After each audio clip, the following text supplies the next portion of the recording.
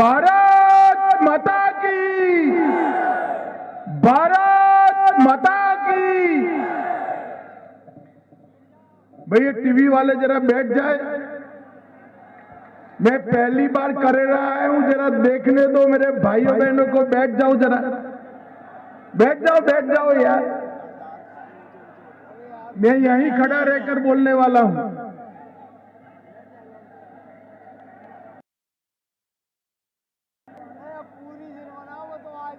वो पीले शर्ट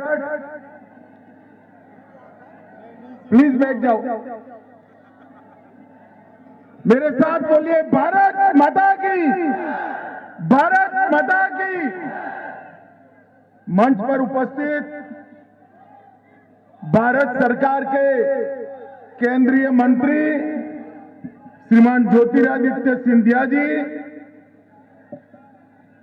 प्रदेश महामंत्री भाई रणवीर रावत जी, जिला अध्यक्ष श्री राजू बाथम जी, हमारे सांसद श्री विवेक सेजलवलकर जी, पूर्व विधायक श्री जसवंत जाटव जी, पूर्व विधायक बहन शकुंतला खटीक जी, पूर्व प्रत्याशी राजकुमार खटीक जी, और आज जिनको जिताने के लिए मैं यहां आया हूं, भारतीय जनता पार्टी के लोकप्रिय प्रत्याशी श्रीमान रमेश खटीक जी।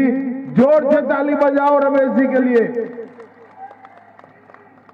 और आज इतनी बड़ी संख्या में आए हुए प्यारे भाइयों बहनों माताओं और मेरे जिगर के टुकड़े जैसे युवा मित्रों, आप सभी को नमस्कार। मित्रों, सबसे पहले बगीचा वाले हनुमान जी, लोरी मैया, राजेश्वर मंदिर और बलारपुर देवी को प्रणाम कर मेरी बात की शुरुआत मैं करना चाहता हूं। मित्रों, ये स्थान है जहां महान स्वतंत्र सेनानी तात्या टोपे को यही क्षेत्र के अंदर अंग्रेजों ने फांसी लगाई थी। मगर अंग्रेज मानते थे कि तात्या टोपे को फांसी लगाकर उनके खिलाफ आंदोलन समाप्त हो जाएगा। परंतु 1857 में जो लॉ तात्या टोपे और महारानी लक्ष्मीबाई ने जलाई थी, वो आजादी का एक विस्फोट बनकर निकली और देश को आजादी मिली। आज इस भूमि पर मैं तात्या टोपे को मन से प्रणाम कर मेरी बात की शुरुआत करना चाहता हूं। आज आजाद हिंद फौज के कर्नल गुरुबख्श सिंह का भी यहीं से कर्नल गुरुबख्श सिंह गए, उनको भी सम्मान पूर्वक याद कर मेरी बात की शुरुआत करना चाहता हूं। मित्रों, आने वाले दिनों में मध्य प्रदेश में चुनाव है। भैया बैठ जाओ, प्लीज बैठ जाओ। ओ काले शर्ट वाले भाई,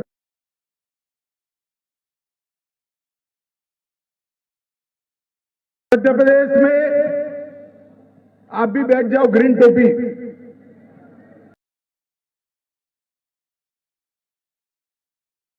मध्य प्रदेश में आने वाले दिनों में करेरा के मेरे भाइयों बहनों को एक वोट देना।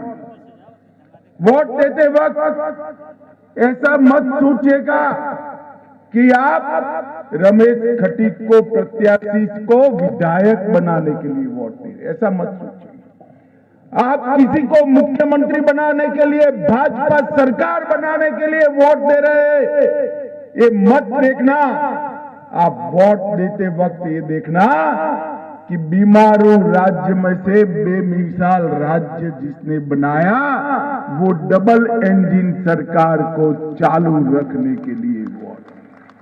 आपका एक वोट ये सुनिश्चित करेगा कि अगले 5 साल में मध्य प्रदेश में कांग्रेस की सरकार होगी या भाजपा, एक और कांग्रेस की सरकार जिसने कई सालों तक अंधेरे में रखा मध्य प्रदेश को, मध्य प्रदेश को बीमारू राज्य बनाया, और दूसरी ओर भारतीय जनता पार्टी की सरकार जिसने 18 साल में किसान, दलित, पिछड़ा, आदिवासी, महिला, युवा, हरेक के कल्याण के लिए काम किया है। मुझे बताओ माताओं, भाइयों, बहनों, 18 साल हो गए, सबको याद नहीं होगा 18 साल पहले बंटा धार की सरकार थी, तब हर गांव में बिजली आती थी क्या? रोडों की स्थिति ऐसी थी क्या? सिंचाई की व्यवस्था हुई थी क्या? एक कांग्रेस पार्टी ने जब जब शासन मिला अपने घर भरने का काम किया और भारतीय जनता पार्टी ने विकास करने का काम। मैं आज यहां से कमलनाथ को कहने आया हूं, जरा भी हिम्मत है तो मेरी बातों का जवाब देना। आप जब 2002 में मध्य प्रदेश छोड़कर गए, तब मध्य प्रदेश में बजट की साइज सिर्फ 23,000 करोड़ थी। आज 2023 में भाजपा के 18 साल में 3,14,000 करोड़ रुपए का बजट विकास का बना है। माताओं, भाइयों, बहनों, एससी, एसटी और ओबीसी के लिए 1,000 करोड़ का बजट कांग्रेस का था। कितने रुपयों का था? जोर से बोलो, कितने का? 1,000 करोड़ के बजट को हमने बढ़ाकर 64,000 करोड़ रुपया तक ले जाने का काम ये भारतीय जनता पार्टी ने किया है। उद्योगों की बात करें तो साल में सिर्फ 4,000 एमएसएमई रजिस्ट्रेशन होते थे। आज 4,000 की जगह 3,62,000 एमएसएमई बनते हैं। सड़क सिर्फ 60,000 किलोमीटर थी, आज 18 साल के शासन के बाद 60,000 से बढ़कर 5,10,000 किलोमीटर सड़क मध्य प्रदेश में बनी है। एमएसपी पर गेहूं की खरीदी सिर्फ 4.5 लाख टन बंटा धार करते थे, 4.5 लाख टन से बढ़ाकर हमारे शिवराज जी ने 71 लाख मैट्रिक टन गेहूं एमएसपी पर खरीदने का काम किया है। और मेडिकल सीटें 620 थी, इसको 4,000 तक बढ़ाया। आईआईटी 150 से आज 1,000 आईआईटी है। और पर्यटक मध्य प्रदेश में 64 लाख आते थे, अब देश भर से 9 करोड़ पर्यटक मध्य प्रदेश में आते हैं। ये पूरा परिवर्तन भारतीय जनता पार्टी की सरकार ने किया। चाहे दलित हो, चाहे किसान हो, चाहे पिछड़ा समाज हो, या चाहे लाडली लक्ष्मी प्राप्त करने वाली मेरी मध्य प्रदेश की बहनें हो, सबके कल्याण के लिए भारतीय जनता पार्टी की सरकार ने काम किया। मित्रों, एक कांग्रेस पार्टी की स्थिति ऐसी है, आज आंबेडकर जी का फोटो लगाकर घूमते हैं। आंबेडकर जी का जीवन भर अपमान अगर किसी एक पार्टी ने किया है तो एक कांग्रेस पार्टी ने किया है। उन्होंने आंबेडकर जी को जब तक उनकी सरकारें रही भारत रत्न नहीं देने दिया। आंबेडकर जी को संसद में न आए इसके लिए हमेशा षड्यंत्र किया।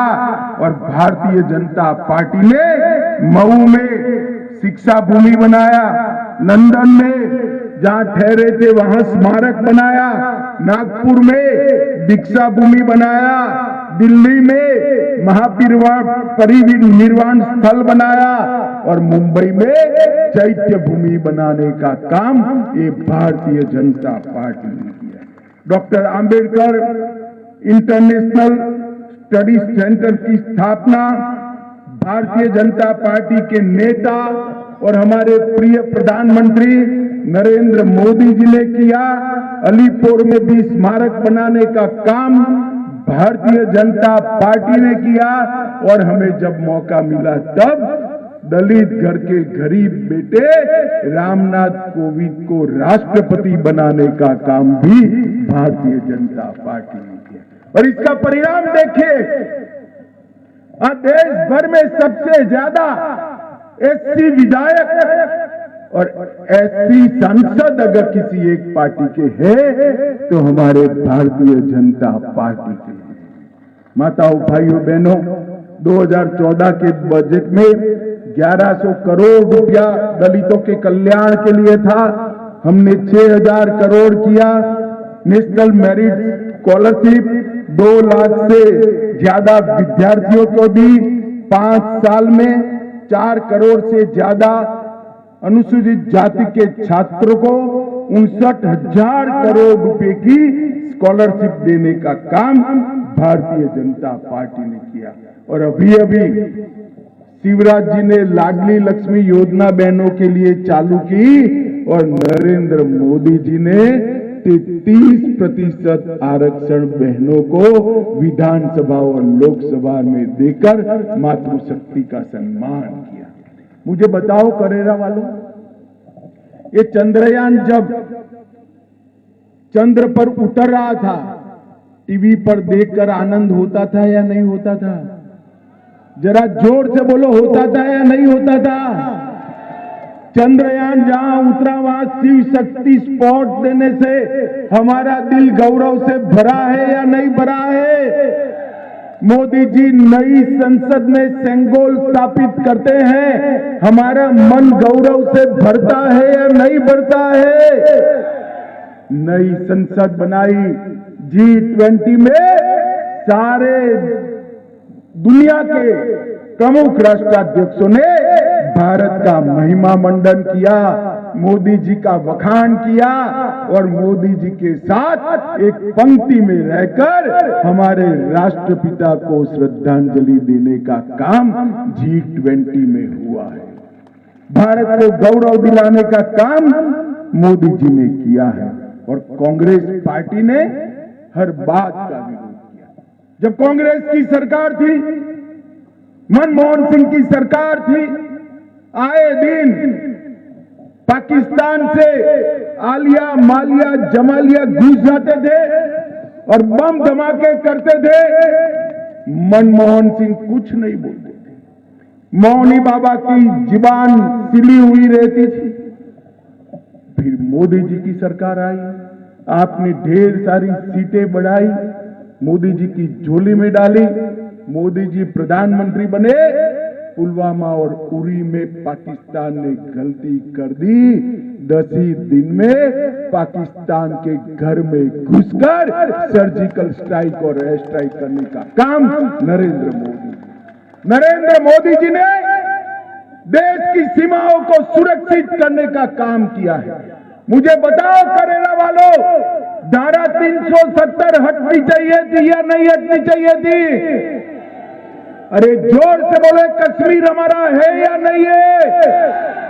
70 साल से एक कांग्रेस पार्टी एक अनोरस संतान की तरह धारा 370 को अपनी गोदी में खिलाने का काम करती थी। मोदी जी ने एक दिन 5 अगस्त 2019 को धारा 370 को उखाड़ कर फेंक दिया और हमेशा के लिए कश्मीर को भारत का अटूट हिस्सा बना दिया। और उस वक्त एक कांग्रेस पार्टी के नेता राहुल बाबा, जानते हो ना राहुल बाबा को? अच्छे से जानते हो ना? ये राहुल बाबा कहते थे धारा 370 मत हटाइए, बड़ा भूचाल आएगा। हमने पूछा क्या आएगा भाई?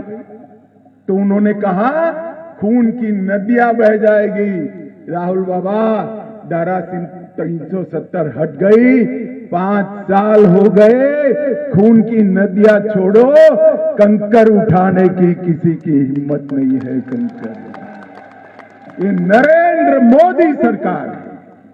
देश को सुरक्षित करने का काम हमारे नेता नरेंद्र मोदी जी ने किया है।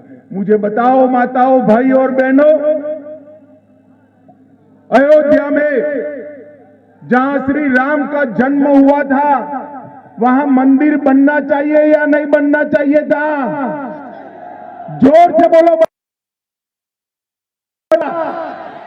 कांग्रेस पार्टी 70 साल से मंदिर के प्रश्न को लटका रही थी, अटका रही थी, भटका रही थी।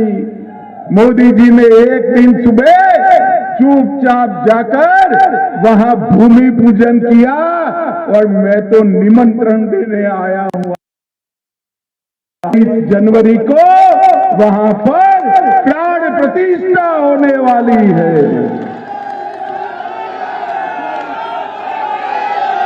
भाइयों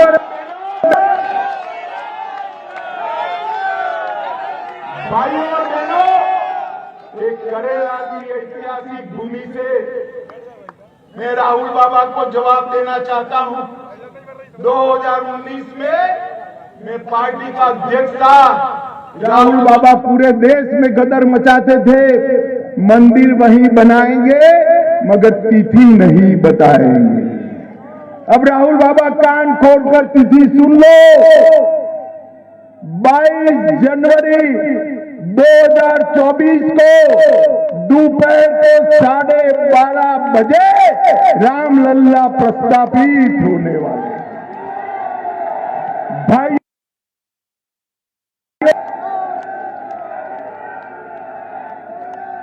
भाई और बहनों, सिर्फ अयोध्या मंदिर नहीं, उज्जैन में महाकाल लोक बना, काशी विश्वनाथ का कॉरिडोर बना, सोमनाथ का मंदिर सोने का बन रहा है और इसके साथ साथ बद्रीनाथ और केदारनाथ की भी पुनरुद्धार करने का काम हमारे नेता नरेंद्र मोदी जी ने किया।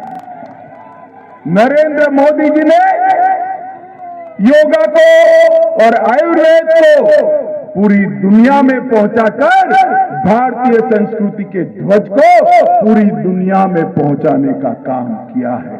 माताओं, भाई और बहनों,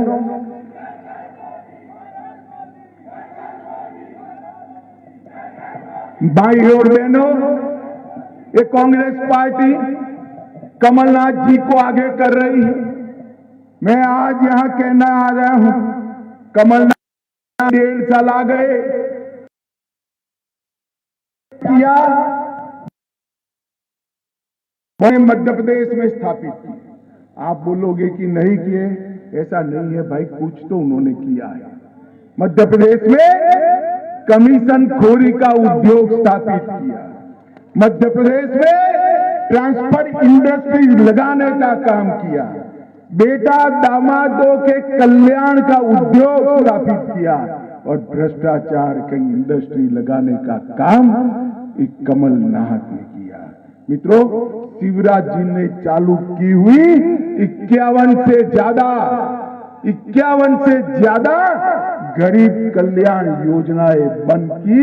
मुझे मालूम है कमलनाथ आने वाले नहीं है, मगर भगवान न करे कमलनाथ आ गया तो लाडली बहना भी बंद हो जाएगी और किसानों को 12,000 रुपया मिलना भी बंद हो जाएगा। मुझे बताओ, कमलनाथ जी को लाना चाहिए क्या?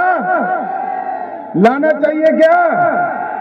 350 करोड़ का मेजर बोयर घोटाला किया, 2400 करोड़ का अगस्ता वेस्टर्न में नाम आया, 600 करोड़ का इफ्को का घोटाला किया और 25,000 करोड़ की कर्ज माफी का घोटाला एक कमलनाथ ने किया।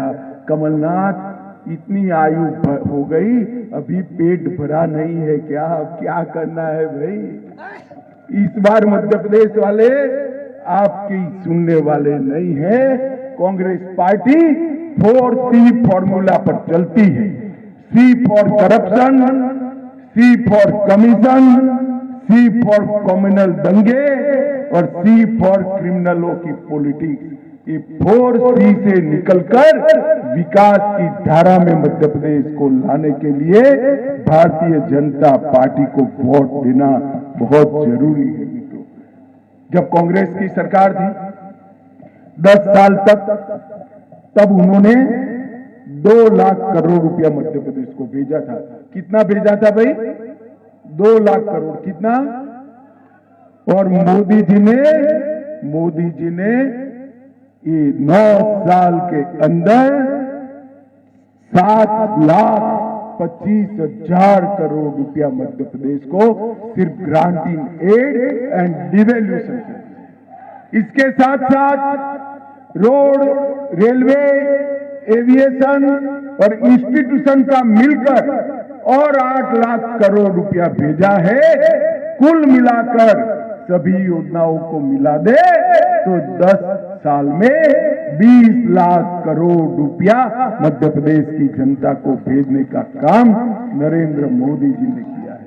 माताओं, भाइयों, बहनों, ये कांग्रेस और गरीब कल्याण इनका कोई लेन देन नहीं। नरेंद्र मोदी जी ने 9 साल में देश के 60 करोड़ गरीबों को सम्मान दिलाने का काम किया है। खाली मध्य प्रदेश में 93 लाख से अधिक किसानों को हर साल हमारी डबल इंजन सरकार 12,000 रुपया इनके बैंक अकाउंट में डालती है। 65 लाख गरीबों के घर में नल से जल पहुंचाया। 3 करोड़ 70 लाख गरीबों को हमने आयुष्मान भारत के माध्यम से 5 लाख तक का स्वास्थ्य का पूरा खर्चा माफ कर दिया। 80 लाख शौचालय बनाकर माताओं बहनों का सम्मान किया। 5 करोड़ से ज्यादा गरीबों को प्रति व्यक्ति प्रति माह 5 किलो अनाज मुफ्त में देने का काम किया। 82 लाख बहनों को उज्ज्वला के गैस के सिलेंडर दिए। 36 लाख से ज्यादा गरीबों को घर दिया। और मुझे बताना करेगा वालों मन से, सबका दोनों कोरोना का टीका लग गया है या नहीं लग गया है भाई? अरे हाथ तो ऊपर करो, लग गया है या नहीं लग गया है? 25 पैसा भी देना पड़ा है क्या? अरे देना पड़ा है क्या? ऊपर से कॉफी पिलाई या नहीं पिलाई? कॉफी पिलाकर कोरोना का टीका देकर इसका सर्टिफिकेट आपके मोबाइल पर भेजकर मोदी जी ने पूरे देश को कोरोना से सुरक्षित करने का काम नरेंद्र मोदी जी ने किया है। माताओं, भाइयों, बहनों, एक कांग्रेस पार्टी राहुल बाबा उस वक्त भी कहते थे ये टीका मत लीजिए, ये तो मोदी टीका है, कुछ हो जाएगा। मगर राहुल बाबा की किसी ने सुनी नहीं, सब लगाने लगे। तो एक दिन अंधेरे में जाकर उन्होंने भी बाद में टीका लगा दिया। इस तरह के लोग हैं, कोरोना जैसी महामारी में भी राजनीति करते हैं। माताओं, भाइयों, बहनों, मैं आपके सामने मन से अपील करना आया हूं, आप जब फैसला करें मध्य प्रदेश के युवा के लिए, दलित के लिए, पिछड़े के लिए, आदिवासी के लिए, मध्य प्रदेश की माताओं बहनों के लिए फैसला करिए। आप जब फैसला करें तो देश को दुनिया में सर्वोच्च स्थान पर मोदी जी के साथ बिठाने के लिए फैसला करें। मुझे बताओ भाइयों बहनों, 2024 में मोदी जी को फिर से प्रधानमंत्री बनाओगे? अरे जोर से बोलो, बनाओगे? मध्य प्रदेश में भाजपा सरकार बनाएंगे? भाई रमेश खटीक को एमएलए बनाओगे? कमल के निशान पर बटन दबाओगे? तो मेरे साथ दोनों हाथ